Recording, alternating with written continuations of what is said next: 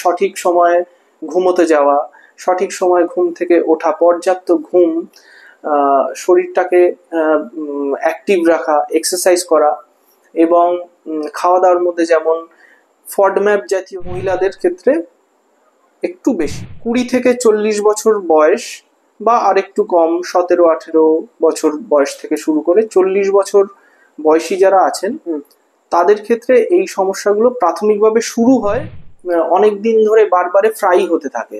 তো একটা তেল যখন বারে বারে ফ্রাই হয়, যখন সেটা বারে বারে গরম হয়, তখন আমরা কেমিস্ট্রির ভাষায় বলি যে আনস্যাচুরেটেড ফ্যাটি অ্যাসিডগুলো থেকে স্যাচুরেটেড ফ্যাটি অ্যাসিড হতে থাকে বা ট্রান্স ফ্যাট হতে থাকে। এই ট্রান্স ফ্যাটগুলো শরীরের জন্য অত্যন্ত ক্ষতিকারক। Hello everyone, Sinewave India YouTube চ্যানেলে আপনাদের সকলকে স্বাগত জানাই। আজকে আমাদের সঙ্গে আছেন gold medalist gastroenterologist doctor Krishanu Banik sir. উনি পেটের চিকিৎসা করে থাকেন। প্রথমেই স্বাগত জানাবো আমাদের ইউটিউব চ্যানেলে। নমস্কার স্যার। প্রচন্ড গরম পড়েছে, গরমের মধ্যে যেটা হচ্ছে সেটা হচ্ছে পেটের সমস্যাও দিন দিন বেড়ে চলেছে। তো আমরা তো এখন জানি গুগল এসে গেছে, গুগলে যা পেটের সমস্যা হচ্ছে পেশেন্টরা নিজেরাই সার্চ করে নিয়ে ওভার দ্য কাউন্টার মেডিসিন নিয়ে নিচ্ছে। তো এবার প্রবলেমটা হচ্ছে আমরা যখন দেখছি গুগলে একটা টার্ম খুব সার্চ হচ্ছে আজকাল, যেটার নাম হচ্ছে আইবিএস লিখে সার্চ, আইবিএস সিমটমস, এই নিয়ে বিস্তর প্রশ্ন পেশেন্টদের মধ্যে।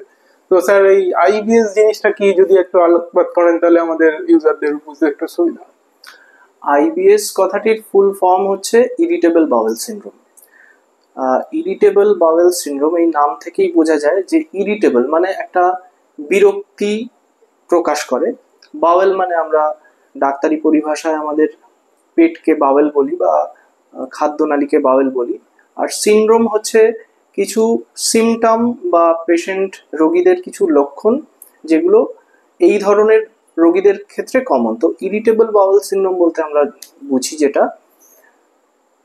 আমাদের খাদ্যনালী বা পরিপাক তন্ত্র কিছুটা খিটখিটে হয়ে থাকে এবং সে কারণে কিছু লক্ষণ দেখা দেয়, যে লক্ষণগুলো হচ্ছে কারোর হয়তো কনস্টিপেশন হচ্ছে, কারোর সমস্যা থাকে যে পায়খানা ভালো করে পরিষ্কার হচ্ছে না, যে ব্যাপারটা আমরা বুঝি।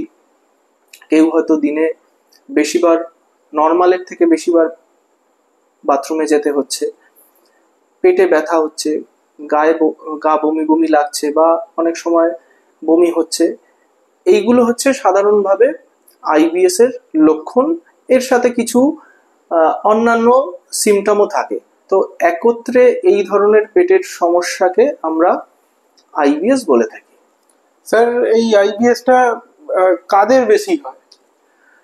আইবিএস এই জাতীয় সমস্যা আমরা ইয়াং এজে বেশি হয় বলে ধরে নিই। ইয়াং এজ মানে হচ্ছে এক্ষেত্রে 3rd to 4th ডেকেড, মানে 3rd ডেকেড বলতে আমরা বুঝি 20 থেকে 30 বছর বয়স, এবং 4th ডেকেড বলতে বুঝি আমরা 30 থেকে 40 বছর বয়স। তো 20 থেকে 40 বছর বয়স বা আরেকটু কম 17-18 বছর বয়স থেকে শুরু করে 40 বছর বয়সী যারা আছেন তাদের ক্ষেত্রে এই সমস্যাগুলো প্রাথমিকভাবে শুরু হয় এই এজে। এবং দেখা গেছে যে মেল ইস টু ফিমেল বা মহিলা পুরুষের অনুপাত কিছুটা হলেও মহিলাদের ক্ষেত্রে একটু বেশি। কেন হয় অ্যাকচুয়ালি, মানে এই আইবিএসটা মহিলাদের ক্ষেত্রে? কারণ ওরা ফুচকা বেশি খায়, এটা একটা কারণ।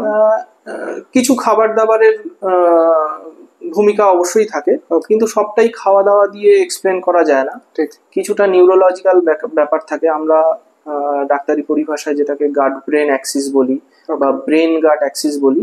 একটু আমাদের শরীরের সমস্ত অঙ্গ প্রত্যঙ্গকেই পরিচালনা করে স্নায়ুতন্ত্র। সেই স্নায়ুতন্ত্রের সাথে খাদ্য পরিপাক তন্ত্রেরও যোগাযোগ থাকে। তো এই ব্যাপারটা যেমন থাকে, পেটের কিছু ইনফেকশন থাকতে পারে, কিছু অন্যান্য অসুখ থাকতে পারে যার সাথে আইবিএস জাতীয় সিমটমগুলো বেশি হয়। তো একত্রে আমরা এই আইবিএসটাকে বলি একটা ফাংশনাল বাওয়েল ডিসঅর্ডার, যেখানে ভেতরে বড় কোনো সমস্যা নেই অথচ পেশেন্টের সিমটম হচ্ছে। এর লক্ষণগুলো কি, মানে একটা পেশেন্ট অ্যাকচুয়ালি মানে বুঝবে কি করে যে আমি আইবিএস এ আক্রান্ত? তো ওভার দ্য কাউন্টার যাচ্ছে, ওষুধ নিয়ে খাচ্ছে, অ্যান্টাসিড খেয়ে নিচ্ছে। আইবিএস জাতীয় রোগের কোনো স্পেসিফিক সিমটম নেই যে এটা মানে আইবিএস এবং এটা হচ্ছে মানে অন্য কিছু নয়, আইবিএসই হবে এমন কিছু সিমটম নেই। পেটের যে সিমটম গুলো হয় সেগুলো দেখা যায় যে বিভিন্ন রোগের সাথে আইবিএস এর সিমটমের ওভারল্যাপ থাকে, মানে একই ধরনের সিমটম হয়ে থাকে। যেমন হালকা পেটে ব্যথা, পেটে ব্যথার পরে অল্প পটি হওয়া, যেটা হচ্ছে নরম আমাশাযুক্ত মিউকয়েড স্টুল বলে, কারোর কনস্টিপেশন, কারোর অল্প খেলেই পেট ভরে যাওয়া, ব্লোটিং বা অ্যাসিডিটির সমস্যা, এই জাতীয় সমস্যাগুলি হচ্ছে আইবিএস জাতীয় সমস্যা, আইবিএস রোগের সিমটম। এগুলো অন্য রোগের সাথে ওভারল্যাপও করতে পারে। ঠিক। তো মানে কি কি পরীক্ষা করে মানে আপনারা বুঝতে পারেন যে আইবিএস এই আক্রান্ত হয়েছে? আমরা সবার প্রথমে যেটা বলে থাকি যে সবার প্রথমে বুঝতে হবে কোন সিমটমগুলো খারাপ এবং কোন সিমটমগুলো হলে দেরি না করে ডাক্তারের কাছে যাওয়া উচিত।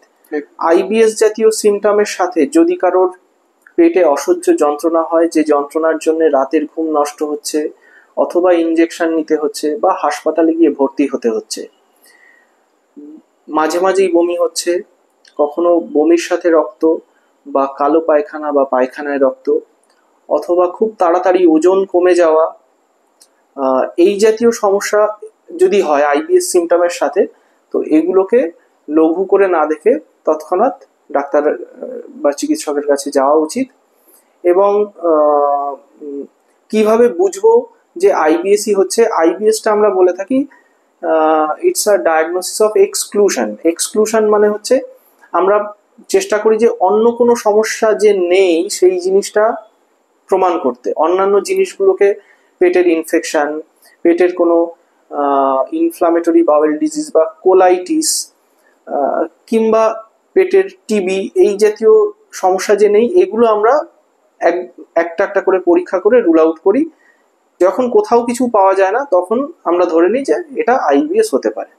মোটামুটি কি কি পরীক্ষা করা হতে পারে? সাধারণভাবে কিছু রক্তের পরীক্ষা করা হতে পারে। রক্তের পরীক্ষার মধ্যে আমরা হিমোগ্লোবিন দেখি, রক্তে সুগারের মাত্রা কেমন আছে, থাইরয়েডের মাত্রা কেমন আছে, রক্তে ক্যালসিয়ামের মাত্রা কেমন আছে। একটা পেটের ইমেজিং করি, খুব কমনলি সেটা হচ্ছে আলট্রাসোনোগ্রাফি।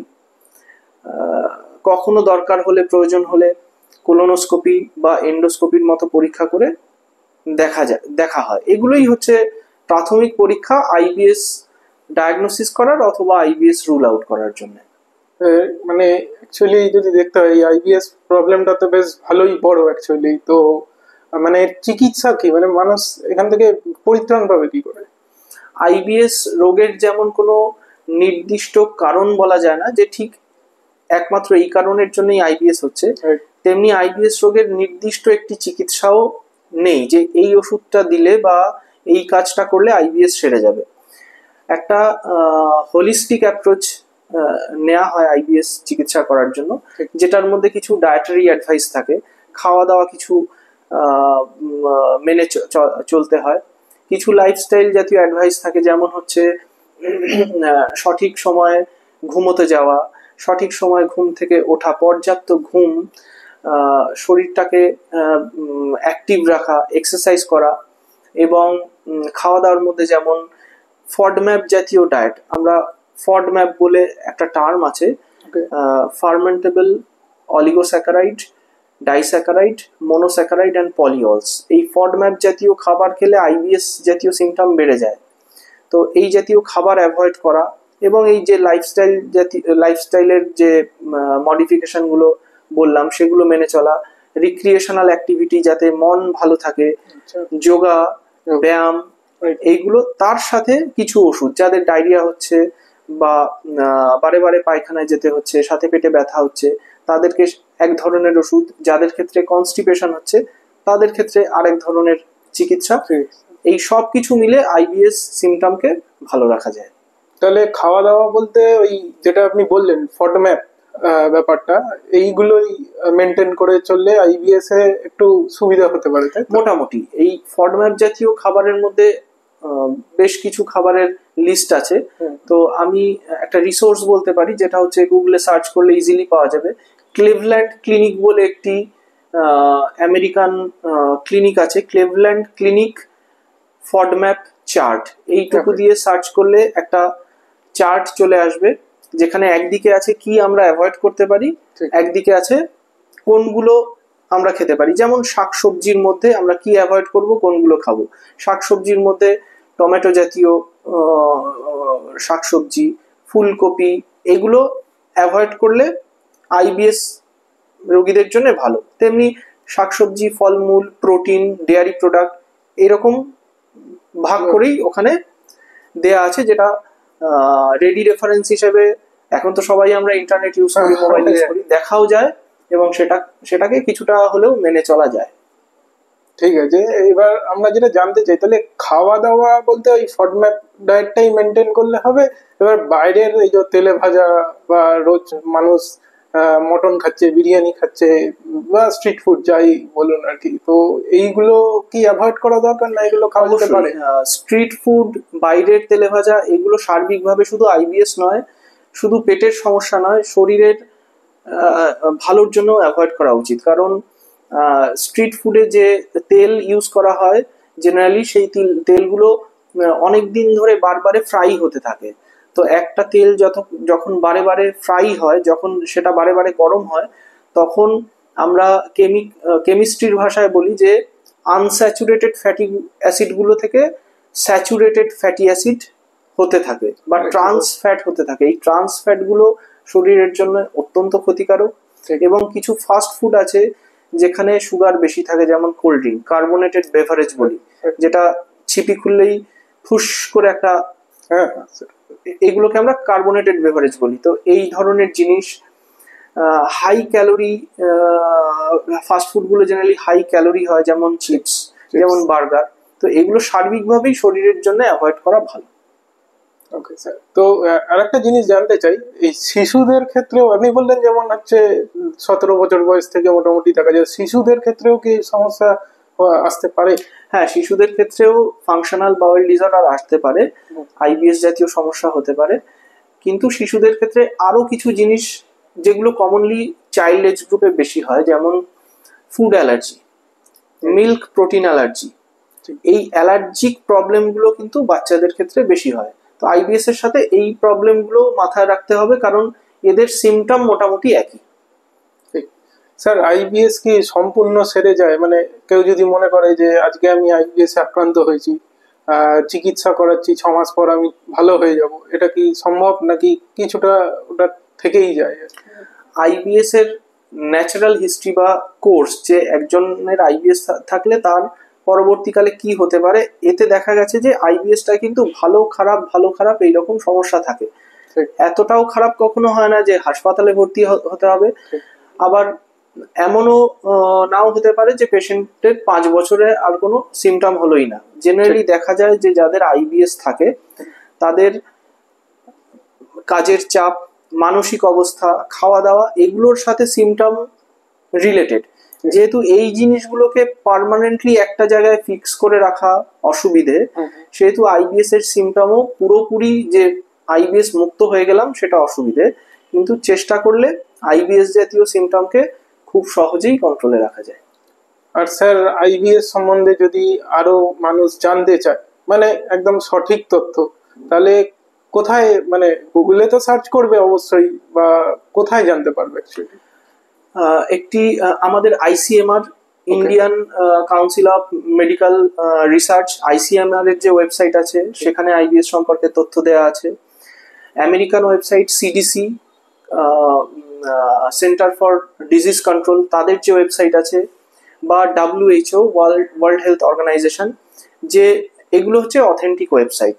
এখান থেকে যদি কেউ বিশদে জানতে চান, এই ওয়েবসাইটগুলোতে দেখতে পারেন। খাওয়া দাওয়া, আইবিএস সিমটম এবং তার প্রতিকার সম্পর্কে বলা আছে। থ্যাংক ইউ স্যার, আইবিএস সম্বন্ধে অনেক কিছুই জানতে পারলাম আজকে, তো খুবই ভালো লাগলো। liverandguthealth.com, সেখানে গিয়ে আপনি যদি চেম্বার লিঙ্কে প্রবেশ করেন, তাহলে ওনার চেম্বার ডিটেলস সব কিছু জানতে পারবেন। এছাড়াও ওনার ওখানে ব্লগ সেকশন আছে, স্যার যেগুলো বললেন সেগুলোর কিছু তথ্য আপনারা ওই ব্লগ সেকশন থেকেও চেক করতে পারবেন। আবার পরবর্তী ভিডিও আমরা আনবো নতুন কোন রোগের উপসর্গ বা সন্ধান নিয়ে, সেইগুলো স্যার আবার বিস্তারিত আপনাদের সঙ্গে বলবেন। আজকের মতো এইটুকুই, ধন্যবাদ। নমস্কার।